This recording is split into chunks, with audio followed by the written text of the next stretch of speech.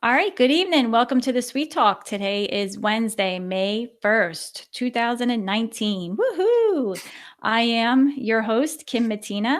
I am a gold product expert in the Google for Education, CS First, and Jamboard Help Forum. And I am also a Google certified trainer and a technology teacher down at Galloway Township Middle School in Galloway, New Jersey. And today I have on Bruce Reicher. I hope I said that right. You got it. And my friend Bruce, I this is my first time meeting up with Bruce, but I feel like I know him because we've been interacting on Twitter. But Bruce is a technology teacher for over 20 years at the Upper Saddle River Township School. He's also in the middle school. He brings a lot of experience to us because he is a WeVideo and CodeStir ambassador, and he is a Brain Pop certified educator and also a Google certified educator level 1 and 2. So, welcome to the show, Mr. Bruce.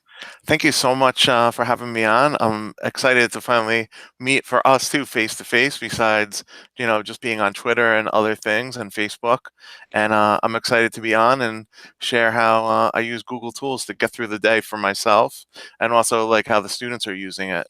Yeah, and it's nice to see that you're using G Suite with WeVideo. So you're actually app smashing or app mashing the two, and you're actually being really productive because you're creating a video that gets aired daily through your school, correct?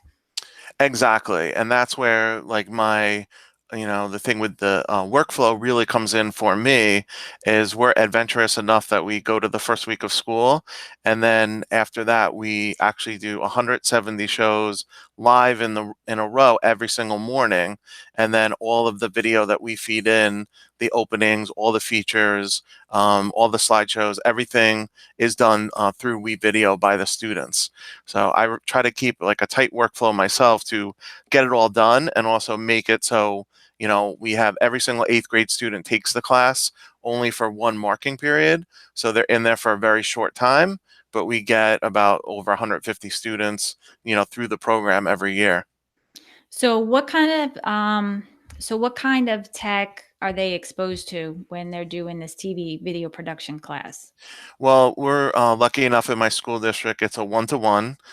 We use Lenovo Chromebooks as the third year that we're in that. So basically, all the Google tools on the Chromebook. There is a classroom where we have a green screen set up and cameras and microphones. And then there's a whole nother classroom that we converted into a TV studio where they actually do the show. So the show is done in a totally separate room, in the school.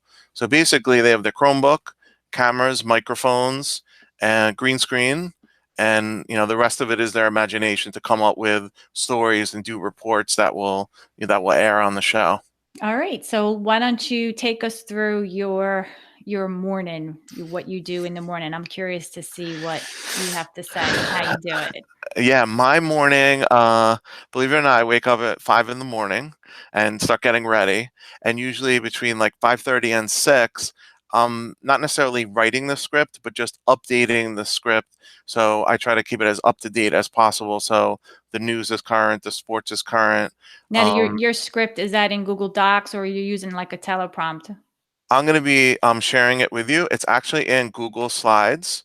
And because we're a one-to-one program with the Chromebooks, the script is shared with all of the students. And it basically is like a template of all the things that we have in the show. And we have our own Gmail dedicated to the show. So it's a lot of copying and pasting. I'll copy and paste the announcements from our own Gmail. I'll get the news headlines from USA Today, day in history from the New York Times, learning section. And I'm not necessarily sitting down writing it from beginning to end, but just copying and pasting into the script. And then the students, so that's usually from 5:30 to 6. When they get to the school at 7:30, they don't have the right to change the script, but they have the right to comment on anything in the script. So they become like my editors that they'll read through everything. If, some kids are into sports, they'll write an updated sports thing. We'll end up copying and pasting it, into the script. Okay. Okay. And then what happens after that? Then you go live? Yeah, we once I get to school, another teacher with me, the enrichment teacher in the school, Jonathan Harvey, he doesn't teach the class with me, but it's very important. I have another teacher in there with me. We're there at 7:30, turning everything on. The students arrive at between 7:45 and 7:55 is the first bell. And if they're not there by 7:55, if they're an on-air person, I tell them it's not to be mean, it's not punitive, whatever word you want to use, but they will not be on the air that day.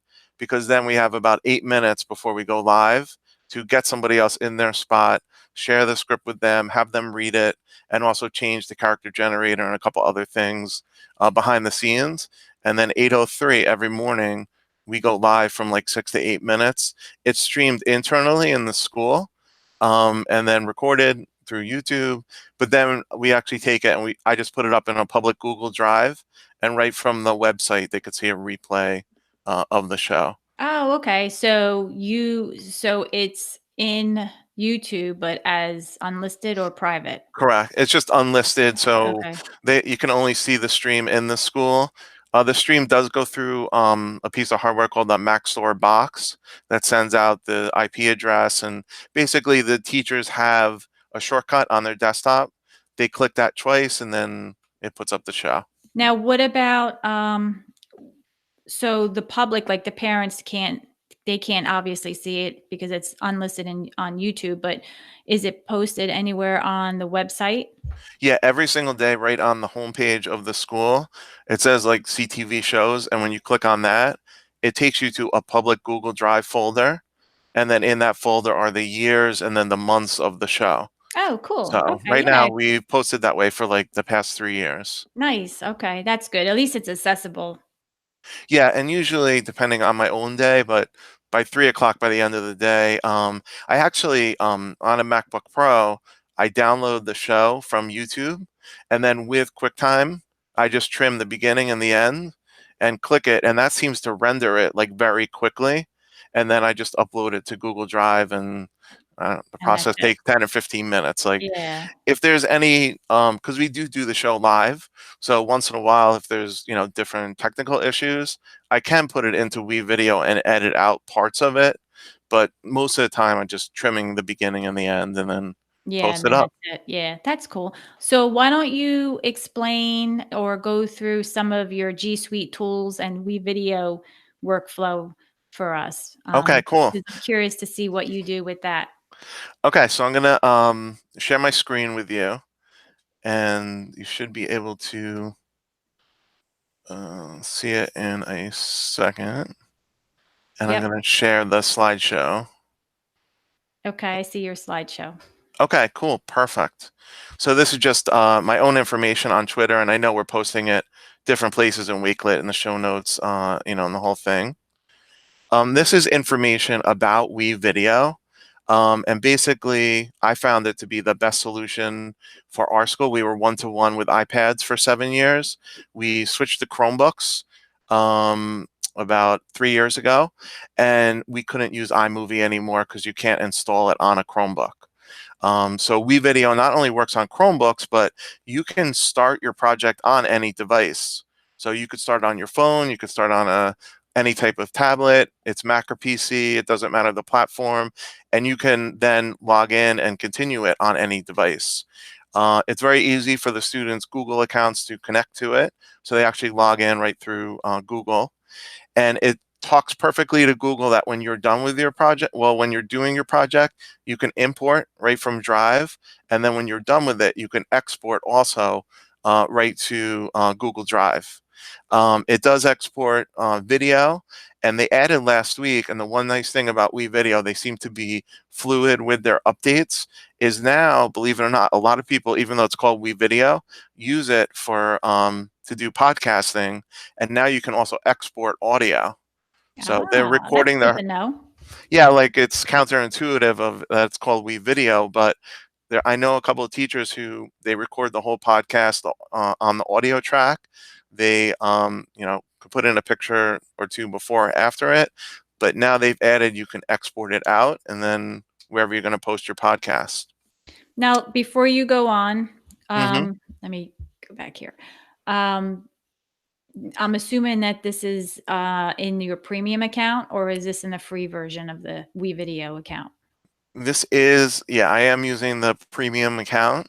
So They all do, of these features are in a premium account.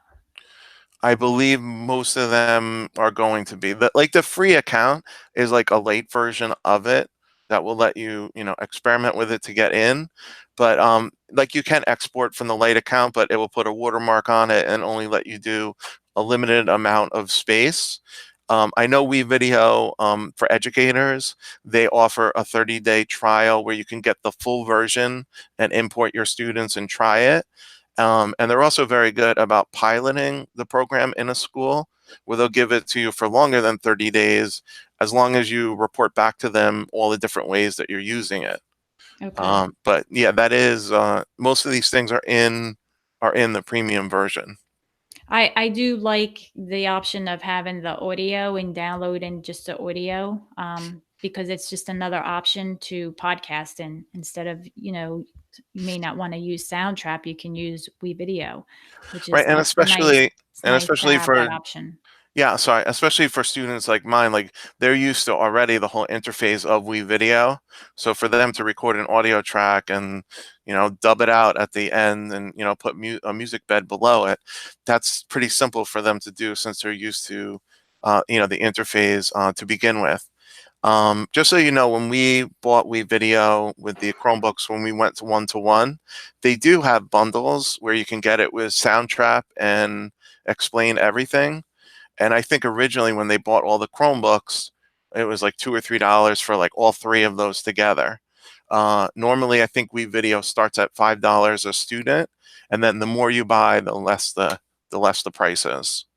So the premium is definitely, an issue, especially if you don't have a lot of funding. I know my own school, we went out and said, what are different databases that we might not use as much anymore, like older video databases, and we stopped getting those, and the money goes to WeVideo every year. So they made it like this was something that was in the budget already. Yeah, But they just cut it. So right. It yeah, is a recurring cost, but another way to think about it is if your Chromebook is $150 to $200, you're paying $5 more for WeVideo as opposed to whatever Mac device you're using. iMovie comes for free, but you have to also, yeah, buy the the Mac MacBook Air. device is, could be twice as much or 3 times as more as well, so I get you. You Correct, just but you that's a just have to good you just have to pitch it the right way to, your administration so they'll get the correct. premium version. And either education foundation or PTO, or if you can, I know in my own district, like I said, they actually sent out a Google form, which one of these databases, are you using or not using? And some that they just don't use anymore, they were paying for. So I Yeah, think that's how they paid for some of it. that was smart. Yeah, no, very you have to definitely plan it out. And but when I do we video workshops, that's a very common question because it isn't free. And doing the green screen and all these some of these other tools without having a watermark and unlimited space, those are all part of the premium version. I'm So glad I asked because you did clear that up. That's good. Thanks, Bruce. that's definitely a good question. And like I said, they're very educator and school friendly. That not only for 30 days, and I'll show you where that is on the site later, but you can pilot it for a longer period of time than that. And I've Okay. done that with some schools, and it's worked out well. Okay, that's good to know. A couple other quick like integration things when you're done with your video and WeVideo, you log in through your Google account, and then there is a way to share it directly to Google Classroom. So you could do an Nice. assignment for the video and have the students hand it directly in there.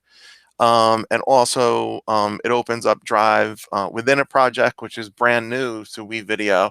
I think about 3 weeks ago, they started this where right in the WeVideo interface, you can open up your Drive right within it. And then if the student was doing a voiceover, or if you had the students doing planning sheets and they needed to look at it, they could open it up right in the WeVideo interface, which is pretty cool. Yeah, that's cool. This is kind of like the second slide on WeVideo. This is a super important one though. 1 million copyright-free video clips, still clips, and audio clips.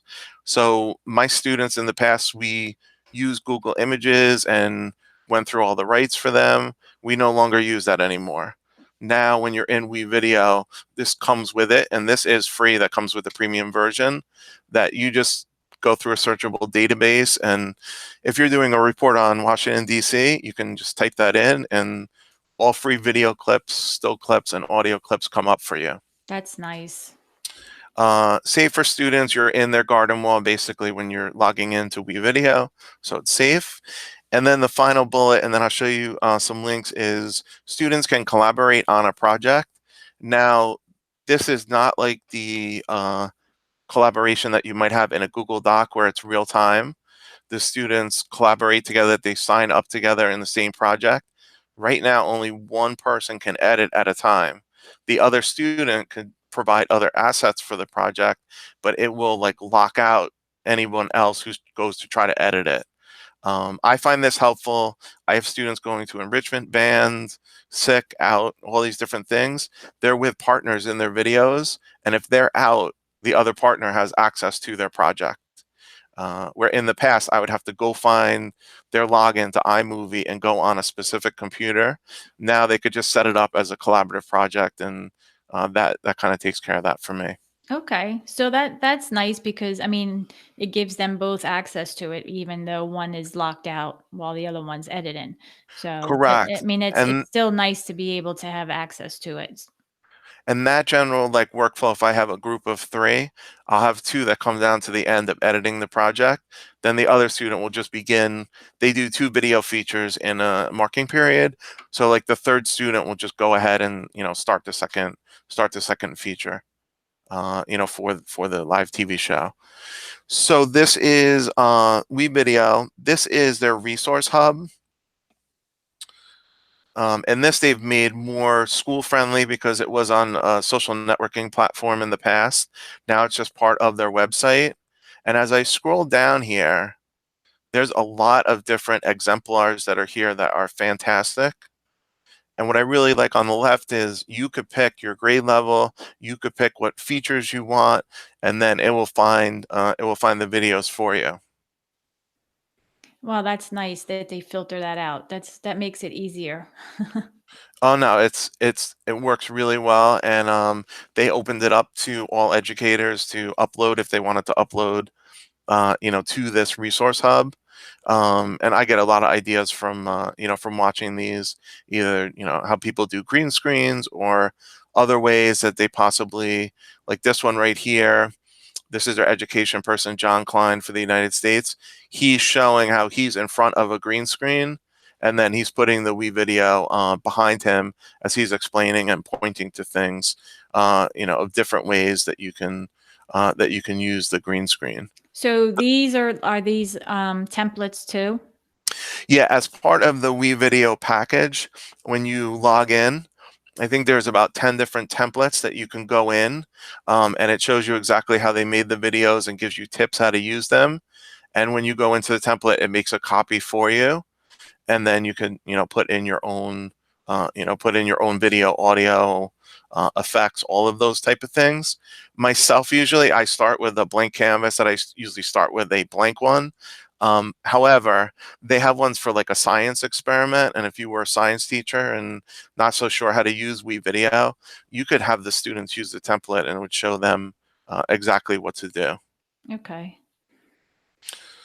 If I go back to this, this is very helpful if you don't know WeVideo at all. They call it WeVideo Academy, but this is their library. So these are all 2 to 3 minute videos that they've created. And this takes you everything through the administration of how to set things up to examples with their tools. So this So will get you started on using it. this will get you started on using it. And with the students, I frequently use these that they already have all the videos done for choosing your format. Animation is just like Ken Burns. They have color keying tips, voiceover tips, all of these things that I'm hovering over. are little short 2 minute, less than 2 minute videos that show you exactly how to do those things. Yeah, well, that's good to know. Believe me, I could have used that when I was making my video. Yeah, no, I mean it's helpful, and I think in the beginning for me, I find that I watch video a lot either on YouTube or through these tutorials because everything is kind of out of context if you never used it before. Even now I know creating an animation is what the Ken Burns effect was in iMovie, but before I watched this, I didn't know what an animation was in WeVideo when I first started using it. So I know you have the link in your presentation, but where if I go to the WeVideo website, where would it be in there in the website? In the WeVideo website, all right, let me just open up to the right from the beginning in WeVideo. So you go to wevideo.com. Correct. Thank you. Yep. WeVideo.com. You want to go to For Schools. And then there are three sections here: For Learning, Educational Leaders, or Resource Hub. Everything I just showed was in the Resource Hub. But here's the other, like For Learning. Here's where you would sign up for free for 30 days for your class. I'll show you that. That's just a simple form to fill out. I think it shows you on the left. Basically, this is what you can get for free for a month. And this is the full version. So for a month, you could put 30 students in and have them collaborate, do groups, green screen, basically everything. This is not the light version. This is the full version Okay. that you can, and as an educator, you can get that. And also, like I said, they have someplace on here too, the pilot that you can also sign up for if you're interested. This is important. This is the CEO of the company now. He's an educator and professor. So I think that's also helped in, the past 6 to 8 months that he's been there, that the company has, really focused on education along with, business products that they have. So this is where you would find it. And the other links, that's going straight to WeVideo. The resource hub, WeVideo/Academy is where those tutorials were. Okay. So that's a little bit on WeVideo. I'm not going to show this, but the link here actually takes you to the full morning show because I want to make sure I get to some of the things where I'm using Google Suite myself to get all of these things done. But this link will take you to the actual show that people could see. So now we get into my original idea when we connected with each other was how would I use Google Slides to do all of these different things? So this whole list of bullets I use every single day in the show. So my daily script is in Slides, any background, the monitors behind the students, the green screen, pictures, everything is in a Google slideshow. All the students get it on their Chromebook. They're shared with the secretaries in the school if students ask them about announcements. The script becomes our teleprompter. And I found it much easier to put it in Google Slides for workflow because a teleprompter will come with its own software, but that is not shareable, where Okay. this can be shared with me and all of the students. Now, do you have like a separate Google Classroom for this purpose, or is this Correct. We okay? have the show is called CTV for Cavallini TV. It has its own separate everything, Drive, email, all of those things don't go to me, go Yeah, it to goes that to the separately. so when Um, you share this, like, with the secretaries or with the students, are you actually sharing with the share button, or are you putting it into a Google Classroom? Generally, it's just the share button. Okay. Yeah, I And could then do you it. just share it with a group? Correct. Yeah, Okay. yeah. Usually, I mean, my class size is between 15 and 20. So usually I could just quickly put in their last names and share it with them. And the secretaries, I put it in the beginning of the year. And then, as you know, the cool thing about this is there's one copy of the slideshow. And then the next day, that just becomes the next copy. Yeah, which is Um, nice. All you're doing is changing the content. I mean, I've done the show for 12 years. For the first 7 years, I did it on PowerPoint and I was printing out 35 PowerPoint slides every single day. And that, was a different format. I would end up the year with 170 separate files, of the script. So this was like a big workflow improvement, for me. I'll show you an example of the script. I think it's this one. I have a lot of tabs open. Okay, this is like what the script looks like. So this is actually the script that the students use today. And basically, I put it in the present mode like you would put a slideshow. And I also find when students are reading this, I don't have to worry about their cadence because I can have someone controlling and clicking the Google slideshow during the show. So Okay. picture students are reading this off like a 15-inch teleprompter, and these are all of the slides. I like that because it gives them the control of the pace of their reading level too, Exactly. which is nice, and you don't have to worry about the teleprompter scrolling too fast. That's a good Exactly. idea, Bruce. I like that idea. And even like, low tech, I mean, you don't need a teleprompter to do this. I have kids who can hold this up behind the camera in the classroom and then just have another student with a wireless mouse can go through Click and in click on it. through the same way Yeah, we do in the show. that's good. I like that idea. And this gets shared with them on their Chromebooks. They don't write this. I mean, they have commenting privileges that they could go in and they could make suggestions or if any of these things are wrong. And then there's one computer that we have editing rights to that they can go in and change. So I'm running two different slideshows during the show. That's the slideshow with the actual script. This is the slideshow with all of the graphics. So this would be all of the backgrounds for the students. So this is behind like when the students come on at the beginning of the day. When we do the Pledge of Allegiance, this is what's showing. Day in history. So This this is showing behind the students? C either behind the students with a 42-inch monitor. Oh, okay, that's was my next question then. Okay, Yeah. I In gotcha. in the TV studio, there's a Chromebook that goes HDMI out right into a TV HDMI in. It's the only thing the 42-inch LG is running. And a student is clicking through as it's the background for the other students. Okay, I gotcha. Good. And I've Alright. I found myself, like, if you can hardwire anything, do it. Do it, Because yeah. we used iPads for 5 or 6 years, and they were fine. We used them with Apple TV, but the wireless, had a life of its own, where I know if it's connected directly, it's also HDMI to HDMI, so the quality is You're really not gonna good. have any issues. This is where we start getting into green screen. So a student would be in front of this with the green screen doing the weather, doing the sports. And then that looks really good. These become the picture in picture over the announcers. So on the video switcher, there's a way to make it a box, a picture in picture. So this becomes like the boxes over their shoulders as they're talking about there's no newspaper meeting this week, these type of things. And then this goes back to this was like for the feature and birthdays, and then the end of the show. Okay. But the similar type of features with this, I can control all the graphics where I can log into this from home. And after I do the script, excuse me, if I want to throw things in, I can, pictures and do them copyright free. Just do insert image right from Google Slides. And the same with the students. A student will come in and they will go and update this every single day, with images that match the script. And now I just have two clean Google Slides files, no printing. These are the two things I could update, one with graphics and one with my script. Okay.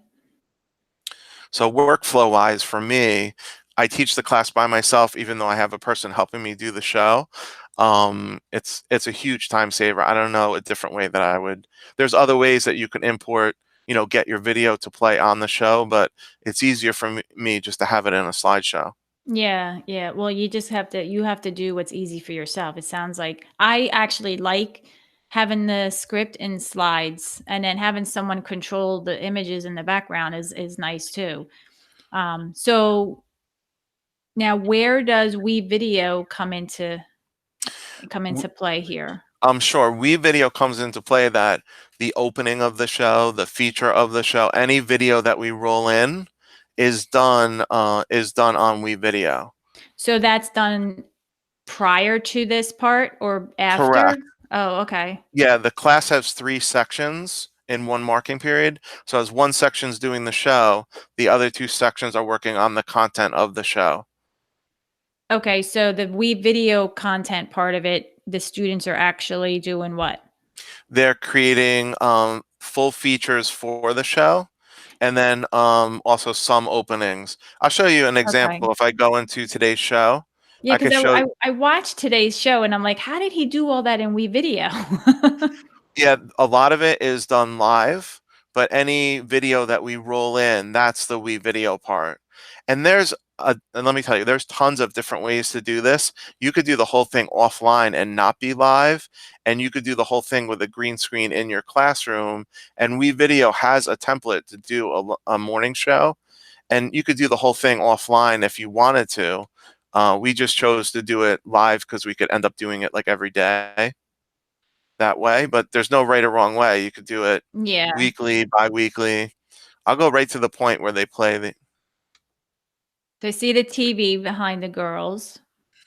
That's a video? Yeah, I'm just getting to the beginning of it. So it's like snippets then of videos that you throw into WeVideo?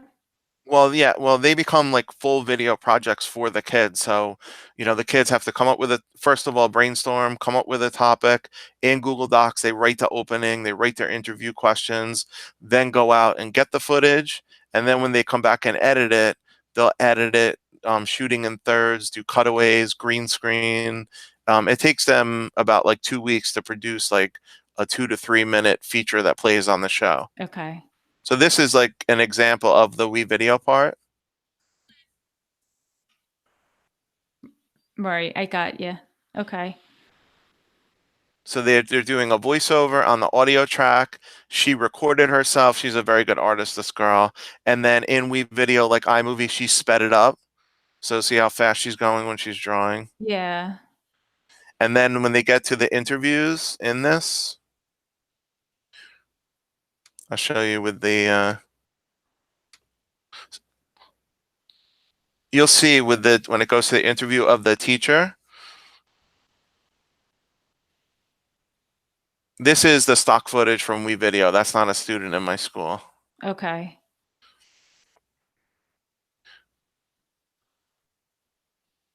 So this is what we spend a lot of time on. I'll show you what you're going to see and then you'll get it.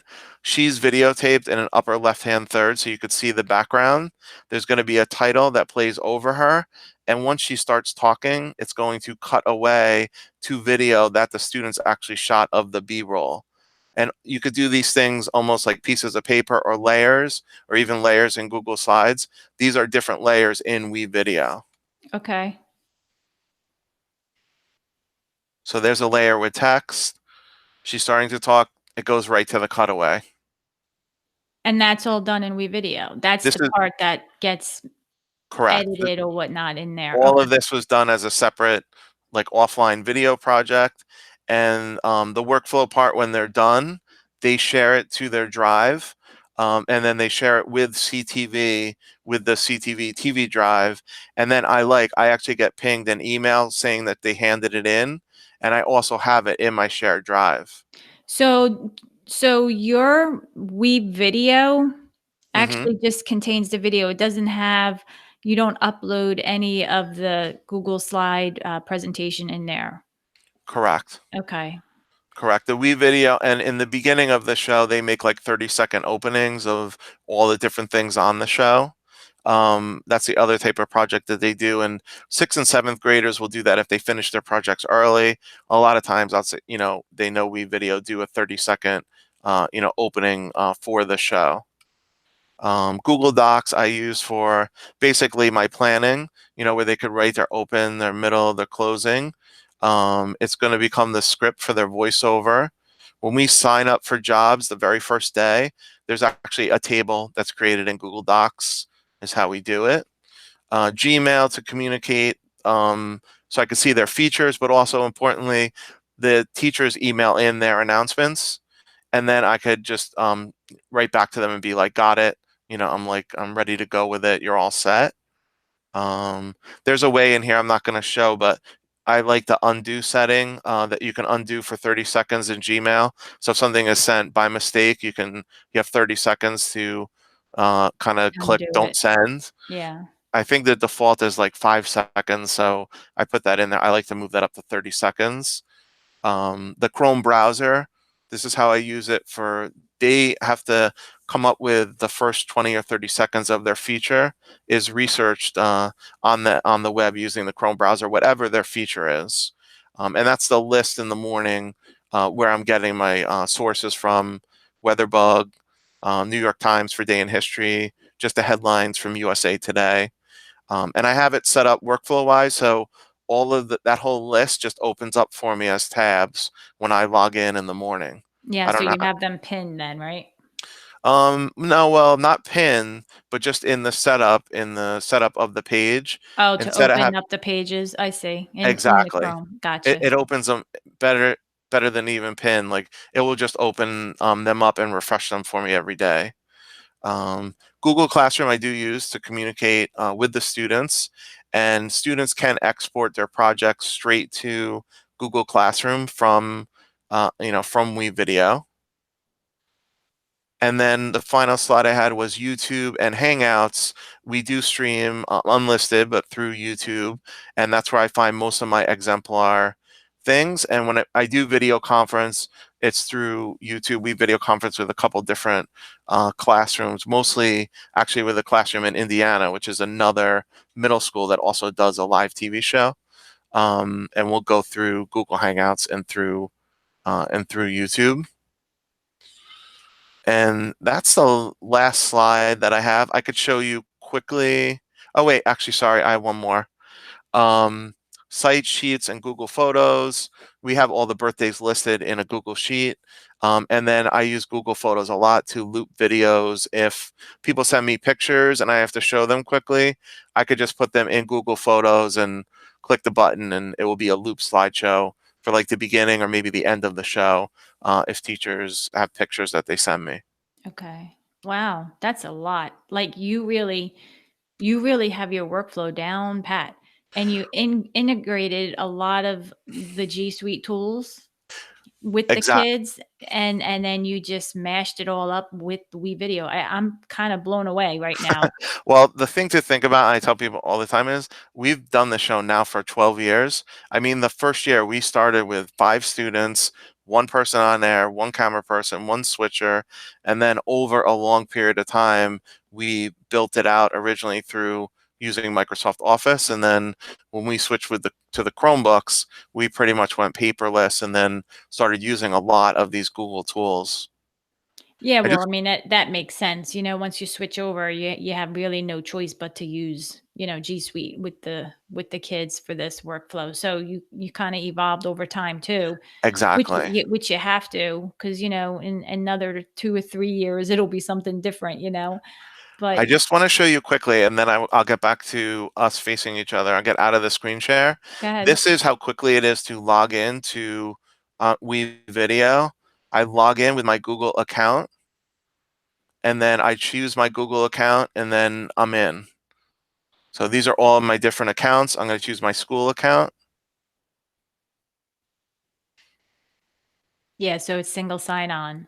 Exactly. And for the administration of it, which I don't do, but I understand how it works, I think it's a CSV file you send them of all of your accounts, and then it uploads to it. It uploads to it. Okay. Well, These are that's their easy then.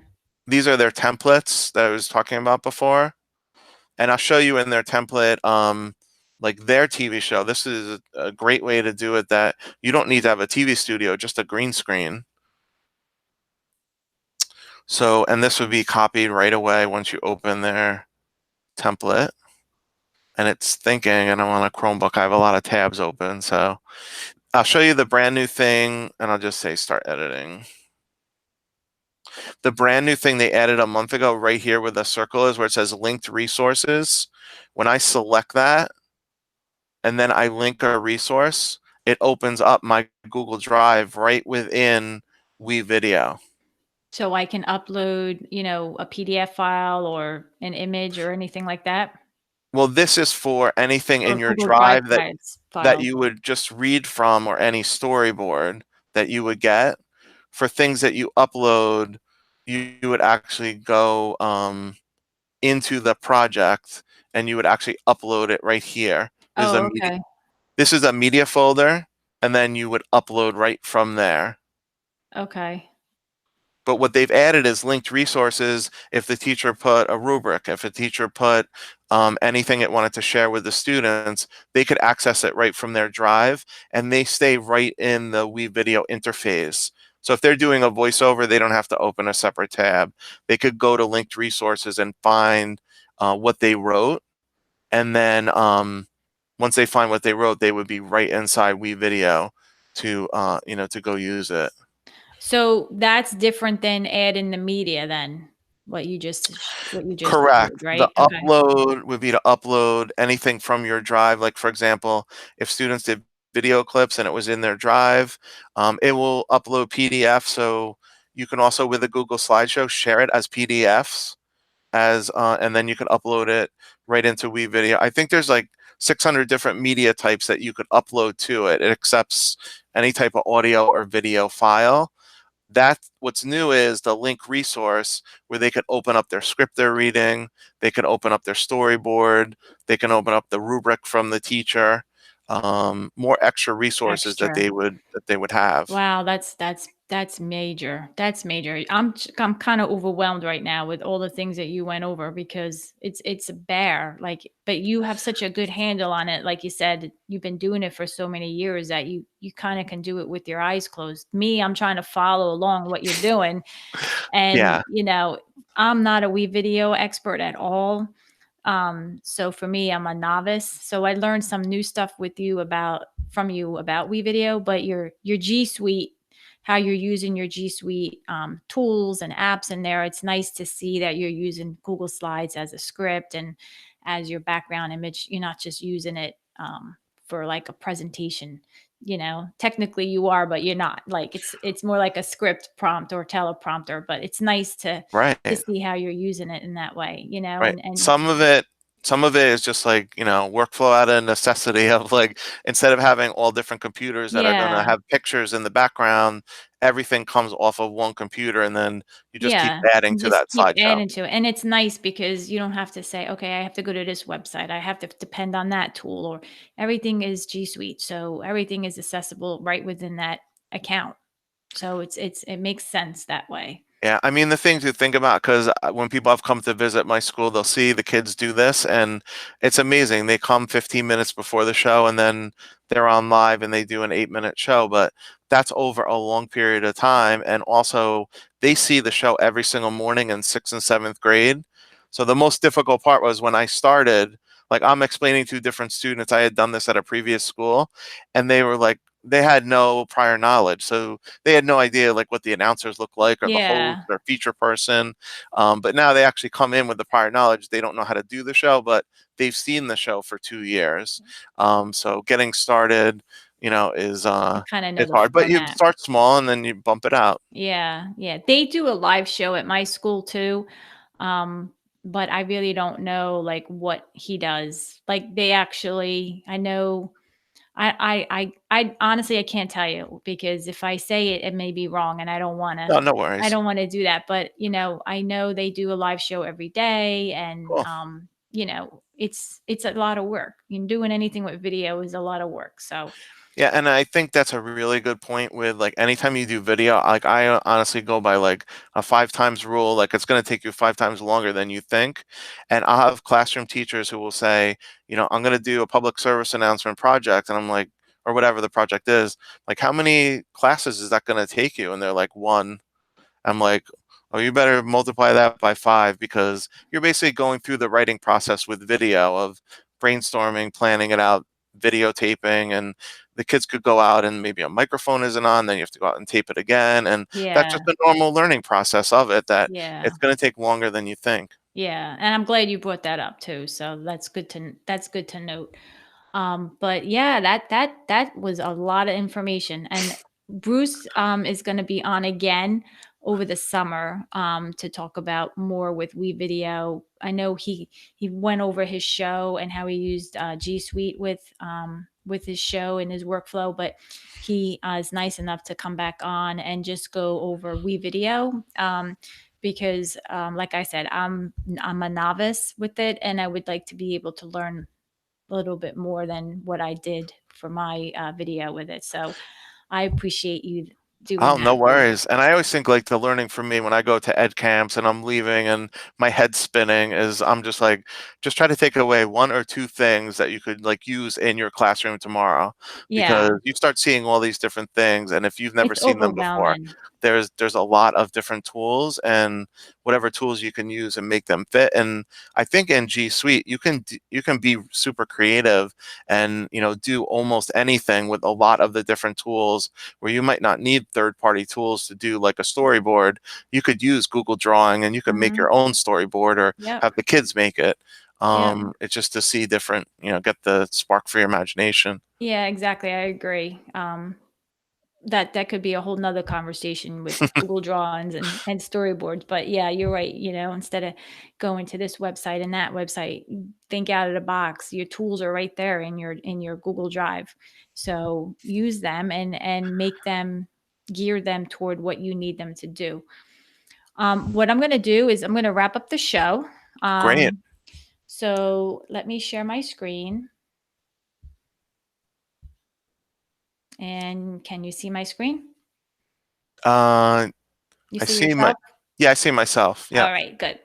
All right, so um, you can visit my website at thesuitetalk.com. That's the SUITE talk.com. And if you would like to be a guest on my show, click on the guest tab and fill out this form here, and I will email you as soon as I can. This basically gives me information about what workflow or app that you want to share.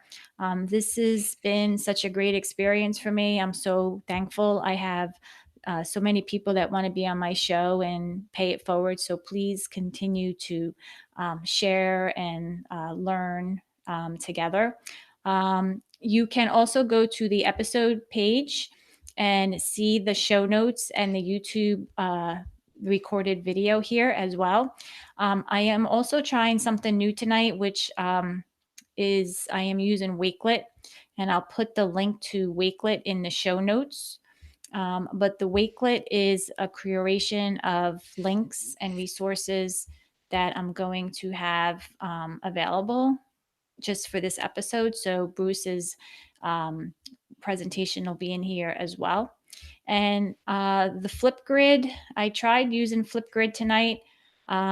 So I will share the topic code with everyone as well, but you can also add your reaction in here as well.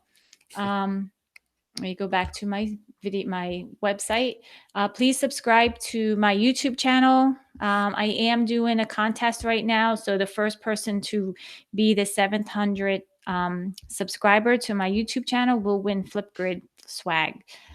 So please do that. You can subscribe to my newsletter, and I am also available on Podbean, Spotify, Apple Podcasts, and Google Play Music. And with that said, I am gonna go back to Bruce. Where are we at, Bruce? I got to find the tab. Here we are. No worries. So I would like to thank you again for being on.